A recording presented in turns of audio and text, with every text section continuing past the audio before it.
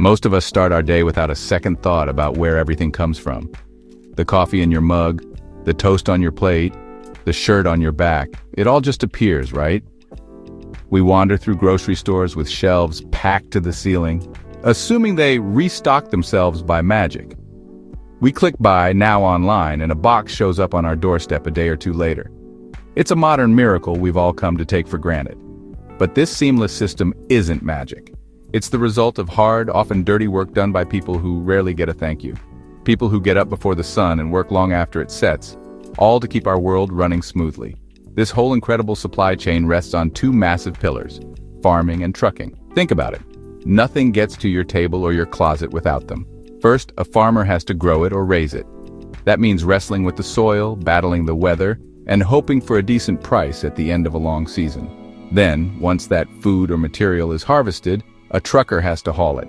They drive through the night, across thousands of miles of asphalt, to get that product from the farm to a processing plant, then to a warehouse, and finally to the store where you buy it.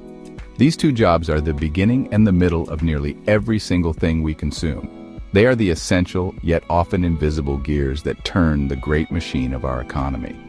When these gears are well-oiled and running without a hitch, life is good. Food is plentiful and affordable. The goods we need are available when we need them. But what happens when those gears start to grind? What happens when the people doing these vital jobs face obstacles that make their work harder, more expensive, or even impossible? The truth is, we're starting to find out. A storm is brewing out in the fields and on the highways, and it's heading straight for all of us, whether we see it coming or not. The problem is, we've become disconnected from this reality. We see the final product, but we're blind to the process. We honor the innovators in corner offices, but forget the laborers in muddy boots and driver's seats. This disconnect has allowed serious problems to grow within these foundational industries right under our noses. For years, farmers and truckers have been sounding the alarm, telling anyone who would listen that the system is under strain. Now those strains are turning into cracks, and those cracks threaten to break the very backbone that supports our way of life. It's time we started paying attention. Let's talk about the farmer. We have this romantic picture of a guy on a tractor living a simple life. The reality is anything but simple. Today, farming is a high-stakes, high-tech business with razor-thin margins. Many farmers are buried in debt, having taken out massive loans to afford the land and the million-dollar machinery needed to work it. They're not just dealing with unpredictable weather, they're battling rising costs on every front. The price of everything they need to import, from essential machine parts to specialized fertilizers, has shot up, squeezing their ability to make a living from the land their families may have worked for generations. On top of the financial pressure, there's a serious labor problem. Simply put, not enough people want to do the back-breaking work of planting, tending, and harvesting crops. The workforce is aging, and the younger generation isn't lining up to take their place. This shortage has been made worse by things like ICE raids, which have created fear and instability among the immigrant communities that many farms rely on for labor. When a farmer can't find enough hands to pick the produce, that food rots in the field. It's a devastating loss for the farmer and a total waste of food that could have fed families across the country. Then you have the issue of tariffs. In an effort to protect some industries, we've inadvertently punished others. Tariffs have driven up the cost of imported steel and aluminum, which means that new tractors, combines, and other essential farm equipment are more expensive. But it doesn't stop there. The cost of fertilizer, much of which contains components from overseas, has also climbed. Even the feed for livestock is impacted, as key ingredients in animal nutrition are caught up in these trade disputes. For a farmer, these aren't just abstract economic policies. They are direct hits to their bottom line, making it harder and harder to turn a profit. So, the modern farmer is trapped in a perfect storm. They face crushing debt, soaring operational costs, a critical shortage of workers, and economic policies that often feel like they're working against them. They are asked to feed a nation while navigating a minefield of economic and logistical challenges. Every single day, they are making tough decisions about whether they can afford to plant another season, or if it's finally time to sell the farm. This isn't just their problem. It's a crisis that begins in the soil, but doesn't end there. It's the first domino to fall in a chain reaction that will eventually reach us all. Once a farmer manages to get a crop out of the ground, the next challenge begins. Getting it somewhere, that's where the trucker comes in. But the trucking industry is facing its own set of powerful headwinds. For one, the freight market has become incredibly volatile. One month, there's more freight than trucks available. The next, shipping volumes plummet, leaving truckers scrambling for loads to cover their costs. This uncertainty makes it incredibly difficult for independent owner-operators and small trucking companies to stay in business. They have massive fixed costs, truck payments, insurance, permits, that don't go away just because freight slows down. Fuel prices are another killer. A semi-truck can have a fuel tank that holds 150 gallons or more, and at today's prices, filling that up can cost a small fortune. When fuel prices spike, it's not something a trucker can just absorb.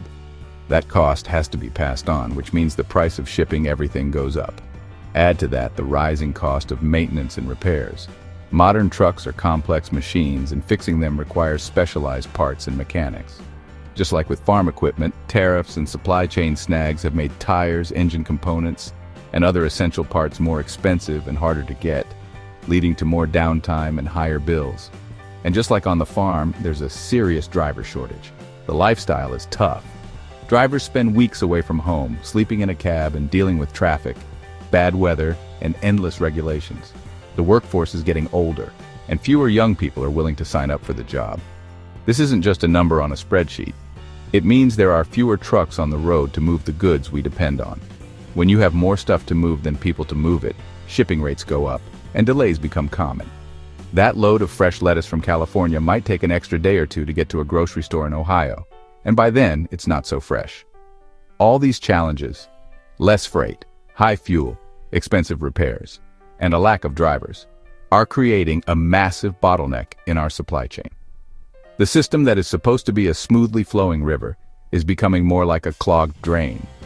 The truckers who are still out there are working harder than ever, under more pressure than ever, just to keep things moving. They are the circulatory system of our economy, pumping the goods that are our lifeblood. But that system is under immense strain, and if it fails, the whole body begins to shut down. So, why should you care if a farmer in Iowa is paying more for fertilizer or a trucker in Texas is struggling to find a load? Because these problems don't stay on the farm or on the highway. They follow the supply chain all the way to your local store, and they show up as higher prices and empty shelves. It's a simple, unavoidable economic truth. When it costs more to grow something and more to ship it, it's going to cost you more to buy it. This isn't a theory. It's happening right now, and it affects every part of your life. Take your grocery bill, for example. The higher cost of feed and transportation means that meat and poultry prices are climbing. Fresh produce, which needs to be shipped quickly, is especially vulnerable. A delay caused by a driver shortage or a truck breakdown can mean an entire shipment is lost, leading to scarcity and higher prices for what's left. The cost of bread is impacted by the price of wheat, which is tied to the farmer's cost for fuel and fertilizer. Even household goods like paper towels and cleaning supplies and big-ticket items like electronics are affected. The raw materials have to be grown or mined, and every component has to be shipped, sometimes multiple times, before it becomes a finished product. The danger here is bigger than just paying a little more for groceries. If these core industries continue to struggle, the ripple effects could damage the entire economy. Think of all the other businesses that depend on farming and trucking. Food processing plants, restaurants, equipment dealerships, repair shops, and countless other businesses could see their own costs rise and their customer base shrink. If farms go out of business and trucking companies shut down, it will lead to job losses that extend far beyond those two sectors. It creates a domino effect that could slow down our whole economic engine. This is not a problem with an easy fix. It's a complex web of interconnected issues that has been building for years. The hardworking men and women in our fields and on our roads are on the front lines, but they can't solve it alone. If we continue to ignore the warning signs, the rising debt, the worker shortages, the spiraling costs, we risk a future where the things we take for granted are no longer guaranteed. The foundation of our daily comfort and convenience is cracking. And unless we start paying attention and supporting the people who do the dirty jobs that hold it all together, we're all going to feel the tremor.